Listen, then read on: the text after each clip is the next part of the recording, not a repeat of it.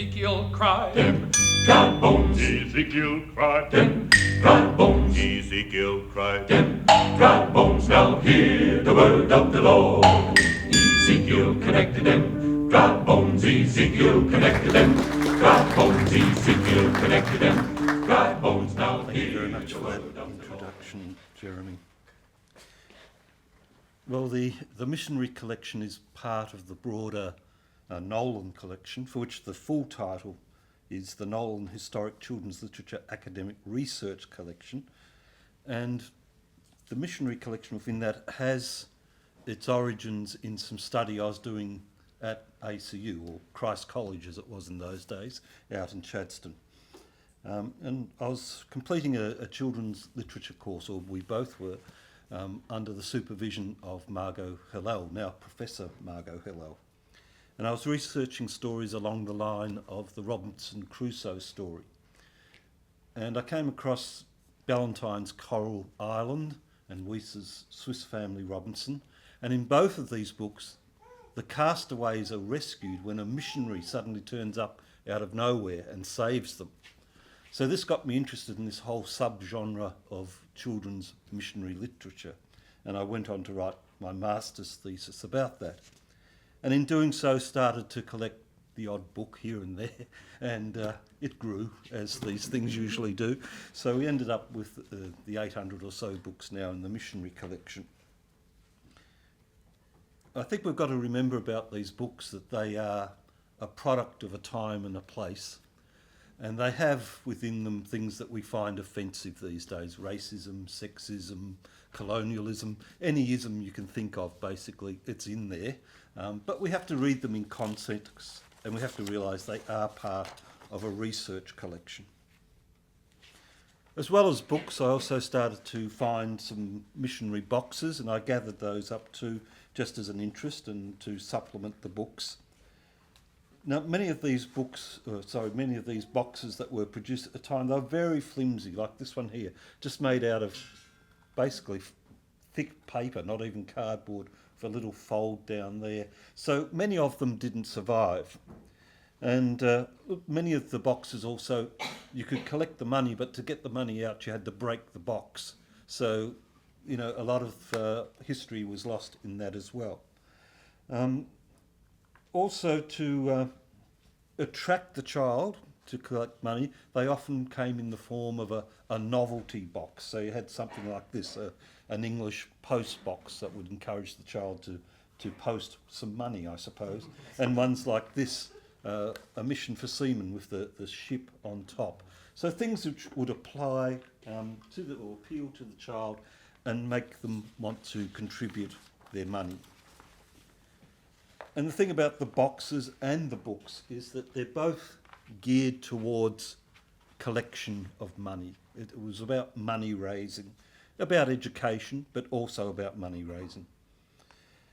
And this idea of novelty that we saw in the boxes was also the case with some of the books. One, for example, is called The Jeepinary. Now, this is the story of a missionary, but told from the point of view of the jeep that he used to drive around from mission station to mission station. So again, a way of bringing in the child reader. Of course, school stories were a great way of appealing to child readers as well. So we had stories like Margaret the Rebel, which is here in front of me, where she would go on fundraising within the school, and this one, Tea with the Tennysons. They were the children of missionaries sent back to England for their education, and while they were there at the school, they would again go on fundraising activities. And as well as all that, there was also another book we'd like to have a short reading from. It's called Tubby's Dilemma, and Tubby has to make up his mind whether he's going to be a Christian or not and get involved in all this work. And we'll just listen to some of the words that are used in this book, which are meant to be the words of a child, but I think you'll soon spot that they're more the words of an adult. So, Grace. Thanks, John. Yes, these are the two boys having a conversation, and one is trying to convert the other one. And he says, if God made man, then God can satisfy man and meet his every need. As for being a prig, well, that doesn't exactly describe David Livingstone, Hudson Taylor, or even any present-day missionary. I reckon that if a fellow leaves the comforts of his own home, goes to a foreign land, and endures hardship to win people from their superstition and sin back to God, showing them that which is decent and fine and clean in place of all that is evil and filthy, then I say that he's got guts. Right, good, thank you, Grace. As well as these school stories, there was also an attempt to emulate and copy the secular heroes of the time. And so the missionary was presented as a man of action, what we often refer to as muscular Christianity. And it drew on the tropes of the explorers and of the knights of old. So we have books like this one, Arnott, A Knight of Africa, Men of Grit, which is the next one, which looks more like a Western adventure than the stories of missionaries. And of course this one here, Missionary Knights of the Cross. So the idea of making the missionary a great hero for the child to engage with. Novels as well as biographies. This one, for example, The Boy's Adventures in the South Pacific. It starts off as a ripping yarn. Boy leaves home, goes off in a sailing ship to have some fun. Halfway through the story, suddenly it pivots into a missionary tale, as one of the people on board the ship is none other than the great missionary John Williams, well known throughout the South Pacific. Now, John Williams was referred to by many as a sort of proto-martyr, proto-hero of the South Pacific missionaries. And he was well known for this because he managed to join together trade and missionising, and so it sort of became self-funding, and it was one of the big steps that he took. He also wrote this book here. It's called Missionary. It's got a very long title, but it's basically referred to as Missionary Enterprises. It was sort of a counterpoint to the Voyages of Cook, where he gave his own ideas about what was going on in the South Pacific and so on. And authors like Ballantyne, who'd never been out of, well, maybe not out of England, but never to the South Pacific, they did like a 19th century cut and paste job. They'd go into this book, grab some of the events and ideas and include them in their own stories to try and give it some authenticity and like they'd actually been there. Another famous missionary, John Peyton. Now, he wrote these two books, a double volume of his missionaries, not adventures, but missionary to the New Hebrides, what we now call Vanuatu. And he then published those, and they were distilled down into a single book for the child reader. And this is often what happened. The adult books were edited down and made something of appealing to the child reader.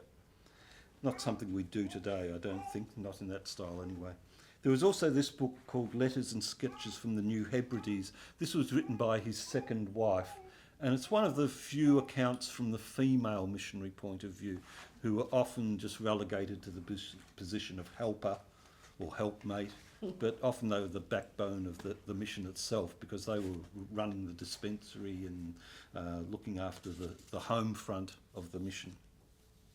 You mentioned before Jungle Doctor. Of course, he was going to get a mention here. This Paul White, an Australian author, wrote his stories about Tanganyika, what we now call Tanzania, and he was writing in the 60s and 70s, and there's quite a long series of those. In terms of Catholic missionaries, as far as I can tell, there's not a lot of material, and I think there's a couple of reasons for this. Firstly, the missionaries that went out into the world that were Catholic were often from places like France. Think of the Jesuits and the Maris brothers and things like that, or some of the Italian orders. So if there were children's books, they would have been written in that language rather than English. Also, the Catholics have this long canonisation process, whereas with other denominations, they're very quick to proclaim someone a martyr or an apostle or whatever. There's that quick elevation of their work. Finally, in Australia, with our Irish Catholic tradition, tended to be more lives of the saints, so books about St Bridget, St Patrick and those sorts of things that were given to children to read. Now, in terms of more modern items in the collection, there's this CD, the CD, and I think it's called what? Songs Back Home, Mission Songs Project. This was put together by some Australian Indigenous people, songs that were sung on the mission stations by them, and it's been recently released, and it's quite fascinating. There's some interesting notes that go with that as well. And just harking back to John Payton, I forgot to mention that there was this book as well. I had the pleasure of meeting Isabel Payton, his granddaughter, who lives in Melbourne, and this book is not formally published. It's a family document of stories and background and things like that. So there's quite a lot in there, I think, for anybody who's interested in doing some research into that area. And it's very rare, this one. Yeah, as well. yeah, it's Even though it like I doesn't say, more of a family document than Mhm. anything. The newest book in the collection, well, I guess it was almost inevitable, Missionary Kids in Space, okay? Having done all the conversion we can do on Earth, let's head out and get the aliens as well, okay? So not just into all nations, into all galaxies, apparently. So now, these books and the boxes and things, we think they're very important, and that's why we were happy to donate them to ACU, because we think that the material that a society puts into the hands of its children says a lot about that society. It says what it values and what it wants to be carried forward into the future.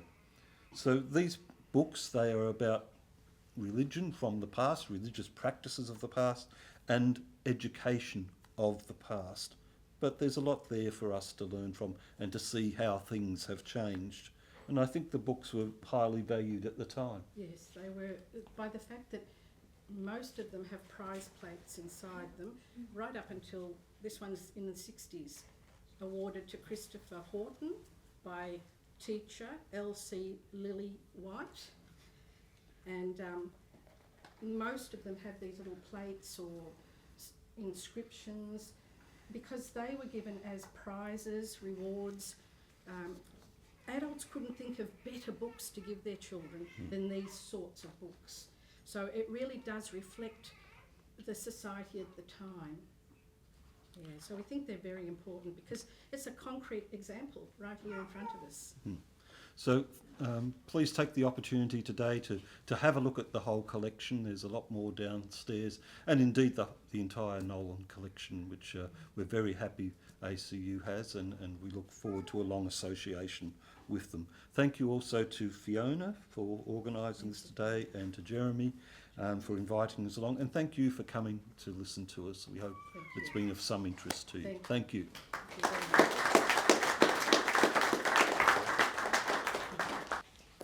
much. Thanks, Jeremy. It was quite an honor to be invited to speak, and to follow John and Grace is even better because I'm glad that one turned into two, turned into three, and then they had that whole collection. And a lot of what I'm also glad that Jeremy said that it's going to be everything in the kitchen sink because I'm bringing the kitchen sink. I'm just telling you now, and I am going to add because I can't resist the cassette tape you still have. That's impressive. Can you still play it though? Because there's no. Yeah, probably. That's impressive. So really what I did was Jeremy came up with a title and I just said that sounds too good to pass up. So I'm going to speak to that title throughout, and I'll kind of do what I always do a little bit, and I'll ramble and I'll bring it back a little bit, and we'll go all over the place. But John and Grace did a great job of presenting a lot of what you see down in the Nolan collection, and especially in the Missionary Collection, and looking at what you see. And I'm going to talk a little bit about that, and I'm also going to look at children's literature in general and share a little bit more with that. But when you look at the books, I think some of us might think, I'm thankful that I'm a little bit younger, and this was not what I had to read all the time, because they're very, they match the time period very well. And John also talked about the long titles, and I love the long titles in the history of children's literature because it's so great, and I'm going to talk about that as well. So I'm going to have So really, I kind of said I'm going to do a history lesson of sorts. But if you know me, it's not going to be a long history lesson. But when you look at children's literature and the early stuff, very, very early on in like the end of the 17th century, nearly all school books and books of manners or morals. And we always wanted to have manners or morals for children. And that was the big thing that we had a lot of. But then when you get to like colonial American, the big book at the time was the New England Primer. And this is where you get to see the great titles. I love these titles. So you can go to the next slide. Here's the New England Primer and what that looks like. And because my eyes aren't as good as they used to be from years ago, I'm going to have to lean a little bit. But here's the title. Here's the exact title. The New England Primer improved for the more easy attaining of the true English reading of English, to which is added the Assembly of Divines and Mr. Cotton's Catechism. Now, if you're not enthralled and ready to read, and we're at a Catholic institution, we've got some issues. But you can see how that is. And then when you go to the right, there's the page. And we started a lot with alphabet books and said, we'll give them the alphabet because we will hit the alphabet. And you've got to love how we've got the alphabet here. A, in Adam's fall, we sinned all. We're to B, thy life to mend, this book attend. And then C, the cat doth play, and after slay. I'm not going to keep going. When I teach this in my children's literature class, I pretty much bring home the point that it's very much religion-based, and you must all behave. And pretty much I just go through the whole alphabet, and I'm pretty much like, all children must behave. Boys need to behave. Children must behave. Daughters will behave. And that's all the way. And they think, he is so exaggerating. And then I show them this, and I'm like, not really exaggerating. That's what you get. And so this is what was very early on. And this is very early on, as I said before, in colonial American. But then when we get to the next one, this is my all-time favorite of all of it. And this is John Newbery. And John Newbery was very influential in children's literature. And the Newbery Award in America is given to the best writing for children. And he's the one who he created pretty much the book that was meant for children. It was called a Little Pretty Pocketbook, intended, again, remember the length of the title. I think he would win the world record for it, because here it is, a little pretty pocketbook intended for the instruction and amusement of little Master Tommy and pretty Miss Polly, with 2 letters from Jack the Giant Killer, as also a ball and pin cushion, the use of which will infallibly make Tommy a good boy and Polly a good girl. To which is added a little songbook, being a new attempt to teach children the use of the English alphabet by way of diversion. There's your title. But Newbery was very influential in the fact that it really was a little pretty pocketbook. It was small and it could fit in a child's pocketbook, and it was more mass produced at the time so children could afford it, and they would have that, and there were also toys involved in that at the same time. I won't go on because I could digress and tell you about the side business that Newbery ran as well, and another way he made money. But this was one of the biggest things. It was very influential. And what you start to see in the titles alone, as I joke about them, is the fact that there was a lot of, this is how children should behave. And these are the expectations of children. And we're going to teach them English as well, but we're also going to make sure that they behave in the way that they should behave. And that was big, hugely influential at the time. Go to the next one. But what is this I love the title again. What is this persuasive power of children's literature? Because we're not really seeing it necessarily yet, but if we keep going, this is great. So if we come into the 1800s, again, I'm not going to read everything to you, though it's really tempting.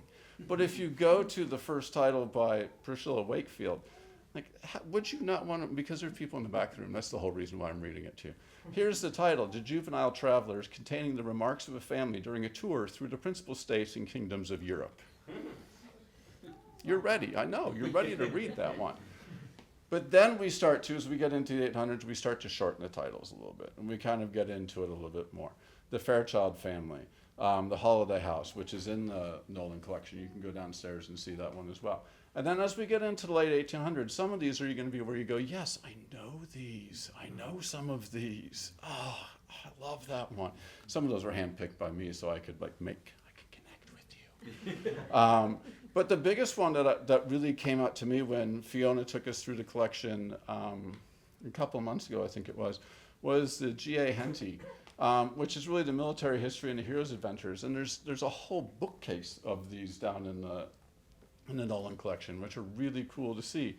You know, a lot of you, if not all of you, will remember Mark Twain in there, and we remember Little Women in there, and Louisa May Alcott, and Black Beauty comes into play here as well, which is a big one.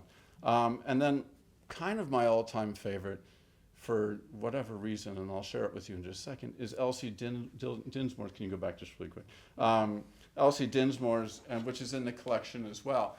And there's a whole series of these. And I just, you know, Grace read that great passage from the book before, and you can really get to see that. Here's what I love about it, is you see that a lot of these books aren't really children's voice. And that's kind of what I come through. There's very much a lot of adult voice in there saying, this is how I believe children should, you know, behave, or this is what I believe children think or feel, or whatever it might be. And we've kind of lost that voice, or that voice is kind of there a little bit. Now, if we go to this one, and I have to read this one to you, but this is Elsie Dinsmore. This is from the book itself. You can go down after this. I highly recommend you go down, pull out the Elsie Dinsmores. They're there. At the age of 8, she had a clear and correct views on almost every subject connected with her duty to God and her neighbor, was very truthful both in word and deed, very strict in her observance of the Sabbath, very diligent in her studies, respectful to superiors, and kind to inferiors and equals. And she was gentle, sweet-tempered, patient, and forgiving to a remarkable degree. All right. So there's the epitome of child right there, like what we all strive for our children to be. Right there is Elsie Dinsmore. But really what we see is, and what you've seen and you've heard from John and Grace and from myself as well, is that perhaps, you know, at the time period, this is really a lot of what the expectations were for children in childhood. And what I started to look at was, and this is what I'm really much curious about right now, is that there had to be something that children would really like enjoy and latch on to and be a part of. And what about just a story for a child, like a really good story for a child? Because the collection is awesome, and I love this collection, but they're also very thick books, and it's not something that a child's going to be able to necessarily read on their own at a very young age either. And so what about something that's designed for them? We can probably just go 2 slides on the next one. So really what we see here is that the common theme from very early children's literature is this idea of they're very didactic and they're very preachy. There's a specific purpose for the books to teach a specific lesson. This is how children should behave. These are what we believe for children at this age. But there was also so many other great things out there as well.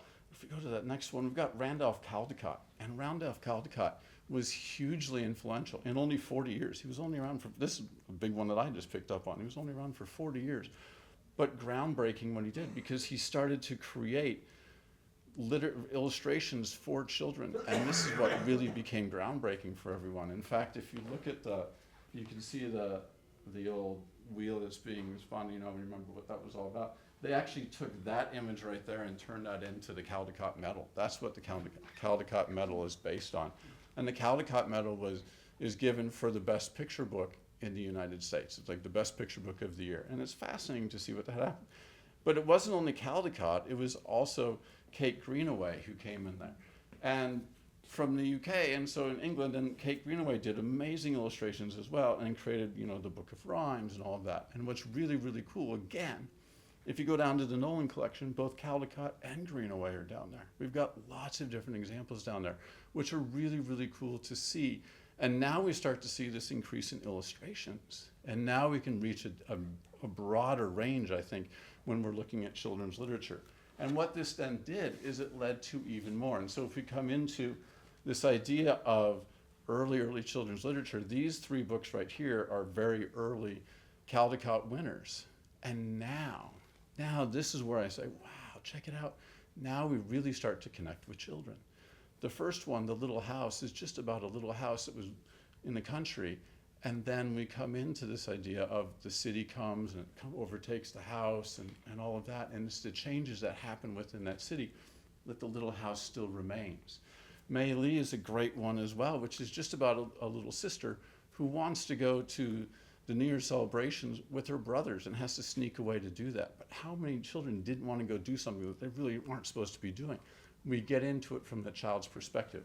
And if you don't know Make Way for Ducklings, which I think is downstairs as well, highly recommend Make Way for Ducklings, which is so beautifully illustrated. But just a story about a family of ducklings in Boston who disrupt the entire traffic and, go across the street as they're trying to find a new home for the family. And it's just an incredible story, but it's this idea that now we can connect with children, and we start to connect stories with children, and we make it more accessible for all of them. And this is where it changes to this idea of what's a great story. And so now this leads us to, and this is where, go back. This leads us to, and this is the moment where you're going to hear a lot of this, yes, I remember that one. I remember that one. And that was done intentionally. Like I did that. I did it for dramatic effect for you, more than anything else. So just be aware of it. But this led us to things like, now we can go. Good Night Moon. Good Night Moon, which you might remember. Good Night Moon. But think about what it is that you remember about these, because sometimes it's just you remember that connection with perhaps a parent who read that to you before you went to bed. And that's what made Margaret Wise Brown so influential with that. She understood bedtime routines and that children need that. Or Where the Wild Things Are by Marie Sendak, where there's probably a lot of people, I remember Where the Wild Things Are. Side note, I told you there'd be side notes. When one of my brothers first had his child, this is years and years ago, and we were back home for Christmas, and he said, Mom, I've read, true story, I read this to Emily, and I got to tell you, there is no rumpus pages in the book. And she said, what are you talking about? He said, when there's the wild rumpus, and you always read it to us, rumpus. There is no rumpus on the page. And my mom just smirked and went, really? I didn't know, because she added that to every reading. Whenever she read it to us, she would add rumpus. Side note, irrelevant. But the whole point is that we remember these specific stories, and we remember the idea behind them. Where the Wild Things Are is really, no matter what we do, our parents will always love us. And those messages are there. And notice how it can still be a moral or a lesson, but we don't have to have it be didactic and preachy to get there in the end. Think about Kuala Lumpur. Kuala Lumpur is the exact same thing. You don't have to win the Olympics, going on right now, in order to be loved by your parents. We will love you unconditionally. Still, that moral and message is there, but it doesn't have to hit us over the head. We don't have to go Elsie Dinsmore with this is how children need to behave in order for us to love our children. And that's one of the biggest things to be aware of. We'll go to the next one. And this leads us to where, and this is just where I can't always stay back in the history, so I kind of came forward even further. And we've got all sorts of great stories. And when you think about the persuasive power of children's literature, there's amazing things that happen in the world today and all of that. And this idea of, big is about a child taking confidence in who they are and loving themselves, even if other people may not love them in that same way. Watercress is about having this love for their family and the history of their family and respecting where they've come from. And Dirt by Sea is just a play on the Girt by Sea, where a father and daughter go on a road trip all the way across Australia. It's told a lot in comic book format. Absolutely amazing. Not Cute is an adorable one about a quokka who doesn't like to be called cute, and I won't spoil that one for you. And Anissa's Alphabet is a really powerful story of a refugee and the journey she takes. It's an alphabet book all the way through, one sentence all the way through for every letter, but so powerful, like just such a powerful story that you hear. Hello and Welcome is another way to celebrate culture and welcome to country and everything like that. And so really the whole point when you come down to this idea of the power of persuasive power of children's literature is that it really comes down to that power of story and the power of story for children and making it accessible for children. And this is what we start to see, is that children's literature becomes more and more accessible for children and has expanded. We build on what the Nolan collection really is here. And that's the most important thing to look at. Like, I thank you guys again for the wonderful collection that you've donated, because there's so much richness there to look at, to see where we've come from and to see where we go to now and where it will go to beyond. I love the missionary kids in space, because now we think about where will we go next, because we can go anywhere now with children's literature, and that's the most beautiful thing. And that's really, there's power in the pages, and that's the big idea beyond. We just need to remember that the purpose of the story can be a way to empower our readers. And I don't say empower our children, I say empower our readers, because it could be anyone who's doing that reading. So thank you very much for inviting me. I hope I didn't go too long, because I think I probably went a little longer.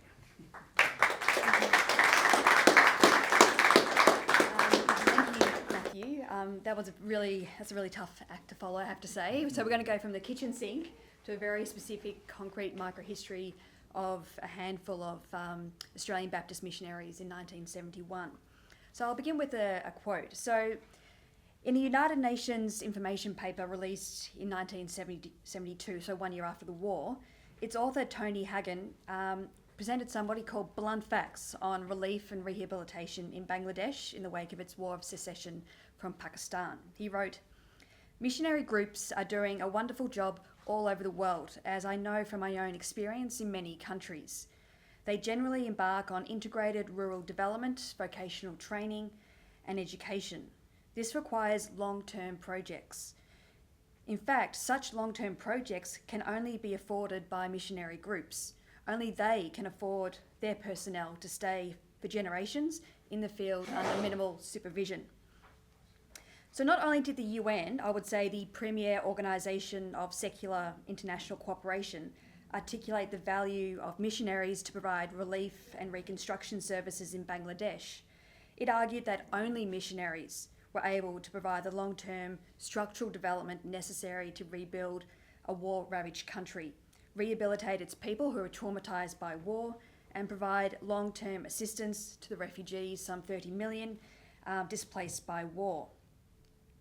So during the 9-month civil war, the Pakistani government prohibited the entry of foreigners into the conflict zone into Bangladesh, and consequently, well-intentioned humanitarians were excluded from the very area where help was needed most. So while foreign aid workers redirected their attention and efforts and resources to the vast refugee camps that housed 9 million people in India at the time, foreign missionaries found themselves in the very unique position of being able to provide aid to the internally displaced people and people who are very vulnerable to torture and murder as well.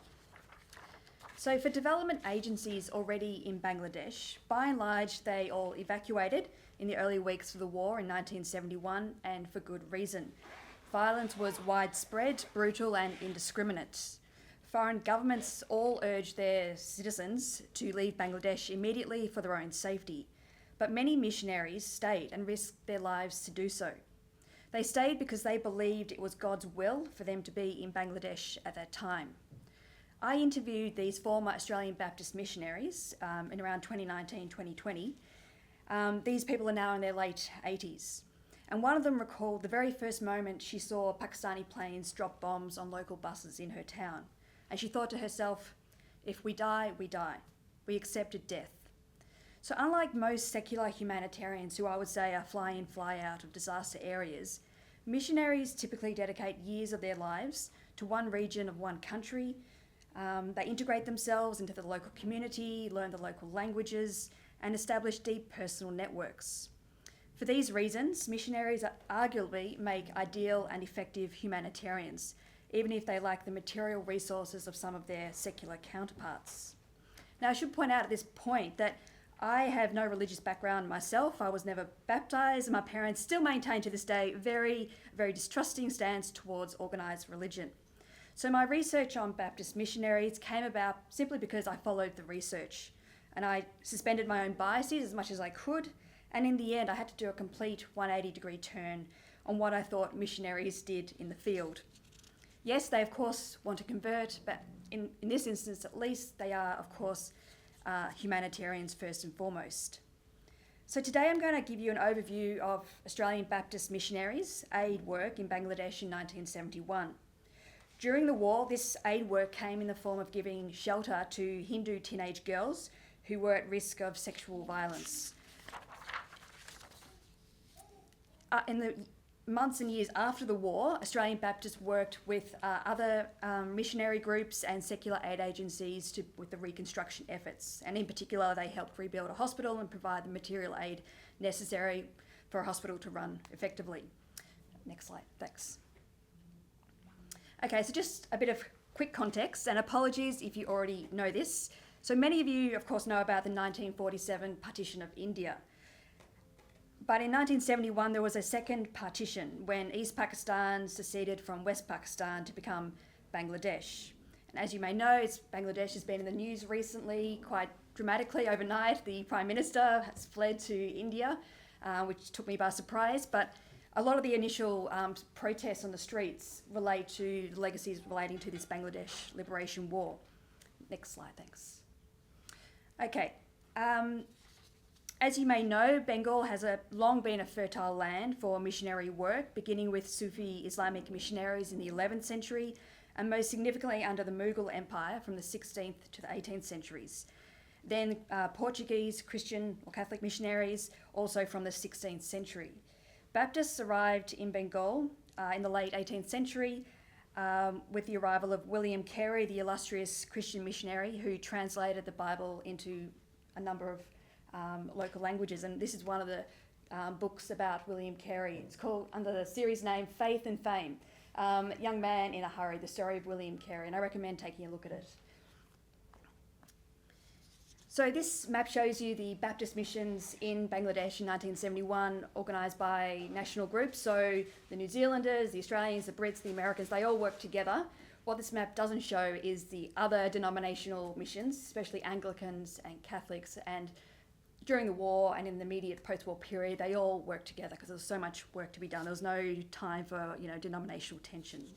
Next slide, thanks. So this group photo was taken in 1971, just before the war started, and the red circles represent the people I interviewed 4 or 5 years ago. So I conducted oral history interviews. This is Ros Gooden, who was in Bangladesh until March that year. She had arranged leave. Grace Dodge will come up again later in this presentation.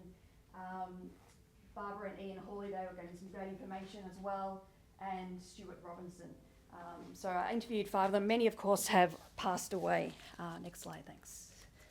So this is a timeline of where the missionaries were at what particular point in time. So as I mentioned, Ian Hawley and Grace Dodge I interviewed. They were in the conflict zone for the duration of the war. Betty Salisbury, unfortunately, has passed away, and she was also there for the duration of the war. I mentioned I interviewed Stephen Robinson down the bottom. He had to flee with his family from Ishurdi. It was simply too unsafe for him to stay there. Next slide. So, this is the wrong... Anyway, I'm going to focus on Grace Dodge for the remainder of my talk. So even though Grace Dodge had a family history of missionary work and had been raised in an evangelical household, her decision to become a missionary was far from assumed. And while working as a primary school teacher in a private suburban Baptist girls' school in Melbourne, Grace Dodge recalled feeling uncertain about her life direction. And I have a quote here, which I don't think is on the slide, but I can read it out anyway. And she said, "At the time of the Olympic Games in Melbourne in 1956, I was travelling on the train reading a book, and I had this little booklet as my bookmark. I finished reading the book and then started going through this booklet of vacancies and praying whoever the teacher was that God had chosen for that particular vacancy, that teacher would hear the call and go. It came to the section for India, Pakistan and Nepal. The Australian Baptist Missionary Society needed teachers for teacher training in a place called Mymensingh. As I read that section, I just knew God was standing there telling me that that was my spot." So in this next quote, which I do hopefully have the audio for, we see the influence of literature, especially literature on missionary heroes such as William Carey, on the young Grace Dodge, giving her direction and comfort in a time of great transition. Can you play the clip? I guess you did your training and you began your work as a missionary in, I'll just call it Bangladesh for simplicity's sake. Can you tell me about your sort of first impressions of the country when you first arrived? In some ways I felt as though I had arrived home, because somebody had loaned me a very detailed, lengthy biography of William Carey, Right. who had been the famous father of modern missions. And when we travelled from Melbourne, we travelled by ship to Bombay and had to travel by train from Bombay to Calcutta. Right. And as we came across India and came to Calcutta, and this is where William Carey had been, somehow or other I felt as though I had arrived. Okay. And then when we got on the train to leave Calcutta to go into East Pakistan, and the travel agent threw a letter in the window of the compartment just as the train was leaving. It was a welcome letter from the secretary of the field in East Pakistan, welcoming me and telling me that my appointment was at Singh. And I felt, well, I'm on the right train, because I had this call to go to a place called Singh, which of course I had never heard of before. Right, yeah, so your background, growing up. Okay, you can stop it there and just show the whole slide again. So with this, you'll see the photo. This is Grace Dodge digging, air raid shelters for the teenage girls that she was sheltering. And it's all very well, I think, when you're talking about histories of humanitarianism, like so what? They have these good intentions, they do good deeds, but what's the impact? And Grace Dodge kindly lent me this, large bundle of letters that she had been given by the girls immediately after the war, and they wrote, thank you letters basically. She said she wasn't able to read them herself because she found it too traumatic, but fortunately she put me in touch with a very calm woman who translated. I don't read Bengali, but and so I'll just summarise the text here. So this letter is written by Ranju, who lived in Singh from a poor Hindu family, the minority religious group in Bangladesh. When Singh was first bombed in March, they knew they could not stay in the village. The city was filled with many dead bodies that were being eaten by vultures and dogs. To escape and evade capture from the Pakistanis, they fled, but as Hindus, no Muslims would give them shelter. So at this time, about 80% of the population were Muslim. Finally, they found a Muslim man who sheltered Ranju and her sisters for 16 days. They then travelled by foot, great distances, to stay with relatives for the next 6 to 7 months. At that point, Ranju had been separated from her mother and her older brother, who at that point had been killed by local collaborators. Ranju's father, still in Mymensingh, worried about the safety of his daughters because he knew what was happening to teenage girls. And I'm quoting directly from the text here. Father came to know about this Baptist mission and the way they're helping girls. So then he took me and my sister to the Baptist mission. I told my father, Father, if we stay with you, even though with poverty, we would like to be together. But Father said, no, you are now older girls. For your safety and peace, you need to stay in the mission house because they will give you clothes, food, and you won't have any poverty. And this is Ranju saying to Grace, if you, the Baptist missionaries, did not help, then where would we be today? We would have been dead by starvation. So we are thankful to God, and God will bless you. This is our history. So I'll just wrap up now. So historians don't like to talk about causality, and I'm going to honour that tradition. But I think we can draw a link from the inspiring children's literature on missionaries such as William Carey to a young Baptist woman in Melbourne who believed God wanted her to move to Mymensingh, a place she'd never heard of, and found comfort in the fact that her missionary hero, Carey, had trodden the very same steps as her 160 years ago. So most stories entertain, I'm sure you agree, but very few can inspire and nurture a young reader for a lifetime. And this is what we have in this collection of children's missionary literature. Thank you. So it's good to be with you. Just as we've been reflecting on the history of Christian missionary work in this land, I'm reminded that the essential task of a missionary is the proclaiming of the gospel, and sometimes that's through an explicit proclamation of Jesus, and sometimes it's through being Christ to others through humanitarian work. But music for a long time has been a tool that missionaries have used to proclaim the gospel, to teach people about Christ. And music, it has power in a world saturated with words just to kind of slice through, because it combines truth and beauty. And the hymnals that are in the collection that we have, they kind of capture something of that, how music can be used to teach and also to lead people in worship and prayer. So I'm going to share with you a contemporary hymn that draws upon new and old, so the same timeless message of the gospel. This hymn, it's entitled Yet Not I, but Through Christ in Me, drawing on the theology that we have in the letter of St. Paul. through a contemporary hymn. And one of the particular features of the hymn as a genre is that it has, several stanzas with the same metric structure set to a melody, which makes it easy to remember the words and to participate. So I'll give myself enough room. Right. Sorry. Just scooch up.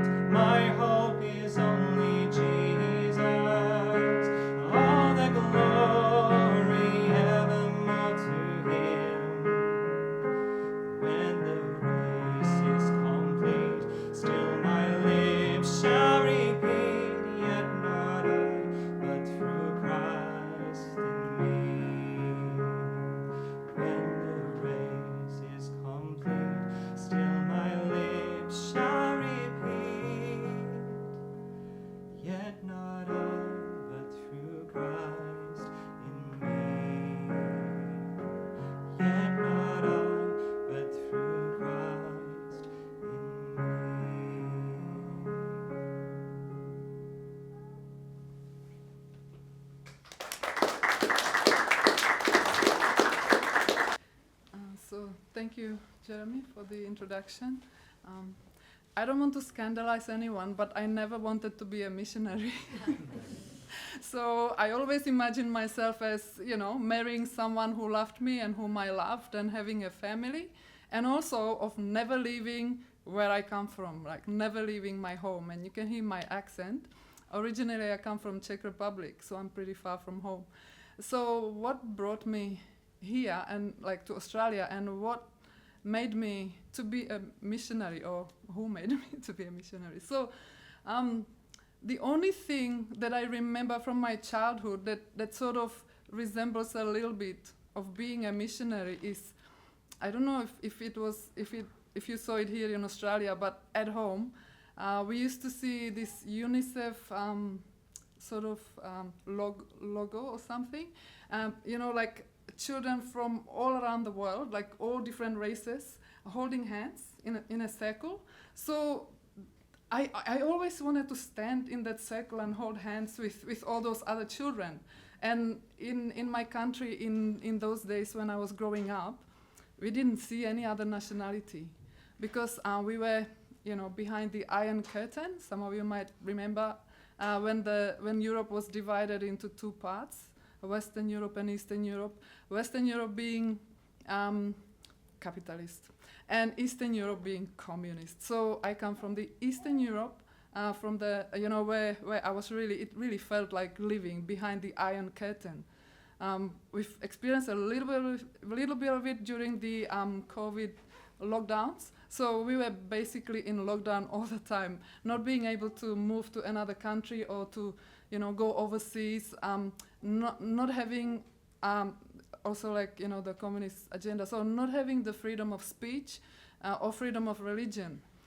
So I grew up in that environment, and I did want to know. So my family was a practicing Catholic family, which was a no-no, which was something that you don't do. And so it was very difficult for us, as you can imagine, back home. And so finally, I have to cut the story very short, but finally, my father decided to escape. So it was a very traumatic event for me. I was about 16, going on 17, so it was pretty hard, pretty traumatic. So I always did believe in Jesus and in God, and it was forbidden to become a nun in my country, so I never even considered it. But then, as we escaped, as I said, it was traumatic. We ended up in a refugee camp in Austria, and in one day, I lost everything. I lost all my dreams. I lost my friends. I was 1 year from graduating, so I turned 17 as we arrived in the camp. So I lost all my nice things and clothes and everything, because we didn't have much with us. And I thought my life was over. There was nothing waiting for me. I thought, that's it. Then, as we were in the refugee camp, waiting to be able to go somewhere where we would be welcome, I had nothing to do. I couldn't go to school. I didn't speak German. I was very scary in the camp. There were probably more than 1,000 single men, then few families, and very few women. So I was really scary for me as well, and my father probably went grey in the camp, just guarding me. But anyway, it was old army barracks from the First World War where we were put, the refugee camp, and there was a chapel there, the army chapel, that was always locked except for Sundays when the priest would come and say mass. And somehow I got hold of the key of the chapel, and it was my safe haven where I used to hide. So walking from the room where we used to be, I had to cross the camp to enter into this big building that we used to call Hilton. It was for the Hilton Hotel. Okay, it was for the single man, bunk beds, 20 in a room or 30 in a room.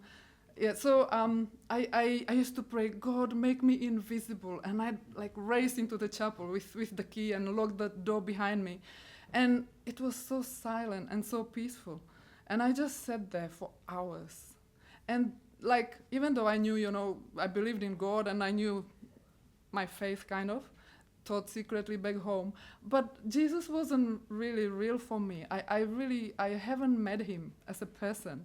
But then, in that camp, when I sat there for hours in that sort of depressed state, kind of lost everything, what am I gonna do? What's gonna happen to us? I actually met Jesus in a very new way, in a very personal way. I had a personal encounter with him. I couldn't say that I had a vision, but I experienced his loving gaze on me. And as I was looking for someone who would love me, I suddenly realized that there was no one in the whole world who would love me more than him. But then there came a call with that amazing love that I was receiving from him daily there. And that call was, to belong to him. And I thought, me? Nah, it has to be someone good, like someone holy, someone, you know, not me. So anyway, I was kind of like fighting it a bit, and gradually I realized that, yes, this was my call. I'm going to say yes to this, even though I really don't know what it is yet. I knew it would be a religious sister, but, you know, we were in a refugee camp. I didn't know where, how, when. I didn't know what the nuns did or what, because I've never seen nuns. Like, they were all probably killed or put in a concentration camp where no one could see them in my country. So I haven't been influenced by, you know, by seeing nuns or being taught by them or anything like that. So anyway, we came to Australia, and I became a missionary of charity like within maybe less than 3 years. I joined the sisters here in Melbourne in 1989. And then I've been away most of the time from Melbourne, and I came back recently. So I love my vocation. I believe that to be a missionary is to belong to someone. And so we are all missionaries. We are all meant to belong to someone. You know, that universal call to love and to be loved. And because I've received such an overwhelming love from Jesus in my most miserable time, I really wanted to share that with others. And yeah, but the main part why I'm a missionary is to belong to Jesus. And then, you know, wherever he wants me to be and whatever he wants me to do, I am happy. I'm happy to do it. And I'm happy to belong to him because I know that he's the one leading me. It's not, you know, me deciding, oh, I'm going to do this or I'm going to go there, I'm going to help these people. No, he organizes things for me through my superiors, and I say yes to that, and I love my mission. So as you might know, Mother Teresa looked after the poorest of the poor, and this is the mission that we have, we sisters, Missionaries of Charity. I do hold hands with all those children from different countries because we've got 9 sisters, and I think we've got 7 nationalities or 8. Yeah, so we've got sisters. Yeah, we've got sisters from. We have one from Bangladesh, one from Korea, here in Melbourne. I'm talking about. One from Papua New Guinea, one from the Philippines, one from Croatia, 2 from India, one from South India, one from North India, different culture. And whom have I forgotten? One from Australia, Sydney, and me from Czech Republic. Papua New Guinea I mentioned. Yeah. So it's amazing, you know, my dream from childhood has been fulfilled, holding hands with all these people from different countries. And, you know, sometimes I think it's so hard. And sometimes I think it's heaven on earth because we are all meant to hold hands in heaven, you know, and be happy there with, you know, united with God and with each other. And so that universal love, universal mission to love and to be loved. Most of the people live it through marriage, I guess, through being in a relationship in that way. So we live it through belonging to Jesus, but then being free to serve everyone and to be a sister or a mother to those who might not have a mother. And I've met sisters from places. Last year I had a chance to go back to the Philippines where I did my novitiate.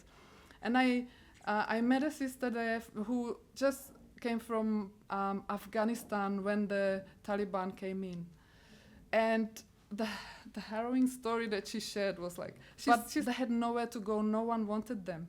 So the sisters were looking after them. But when the Taliban came in, they were told that they had to move, they had to go. And the sisters said, we are not going without the children, because they knew, I mean, they were already adults, those people, but they knew that those children would be definitely left to die, or they would be killed or abused. And they said, we can't live without them. It was like impossible, like the story that she shared, how they were able to get out finally, just before the airport was bombed. It's absolutely unbelievable. When we were traveling from Manila to Tagaytay in the Philippines, which took us 2 hours. And all of us who were with her, like 12 of us, we just, we wanted to chat and that, but when she started talking, we were all like that, we just listened and listened and listened of all the things that, I call it God's providence, how they were able to actually get out into safety. Yeah, and I met a French sister back in Calcutta when I was in Calcutta, who served in Burundi during the war. So she was there during the war, and she was actually the ambulance driver for our ambulance. And she was very, very humorous, very funny. I don't know how she could be after all that trauma, but she was extremely funny. I used to hang around with her because I just was so amusing. Anyway, she told me one day, she said, if it's not your time to die, you're not gonna die. That's her conclusion, because she was driving this ambulance through crossfire in Burundi, picking up people from who were injured or who were misplaced, and children and all that. So she was like a rescue thing, sort of. And there was fire, like there was shooting going on from every side. And she said, that's how I learned. If it's not your time to die, you're not gonna die. She said, oh, okay, I remember that. But I have so many stories of how some sisters who are just like so simple and so little, as we all are, but who do such wonderful work, and I know it's Jesus working through them and in them. And that goes also for our poor people whom we serve. So they are absolutely amazing. And if you think that the missionaries are sort of there, I'm gonna help you, I'm here for you, it's just the other way around. We receive so much from our people whom we serve. So here in Fitzroy, we've got soup kitchen for homeless men. And also in another building, we have women's refuge for like domestic violence or people without visa and things like that. And we don't charge anything for our services, and we don't fundraise. So we live totally on donation on divine providence, but we don't fundraise, and we don't ask others to fundraise for us. We are actually forbidden to do that. Mother Teresa said no fundraising. If God wants us to go on, He will provide. If we are not doing His work, we will die. That's her word. So we don't fund, but we live on donation. So it's just individuals might wish to donate, and they do, but we don't ask for it. So that's how we live, and we are in so many countries around the world. Okay, I will end up with words of Mother Teresa that she gave us, and it's in our constitution as well, about what she, how she lived her life. So she said, the fruit of silence is prayer. The fruit of prayer is faith. The fruit of faith is love. The fruit of love is service. And the fruit of service is peace. Thank you.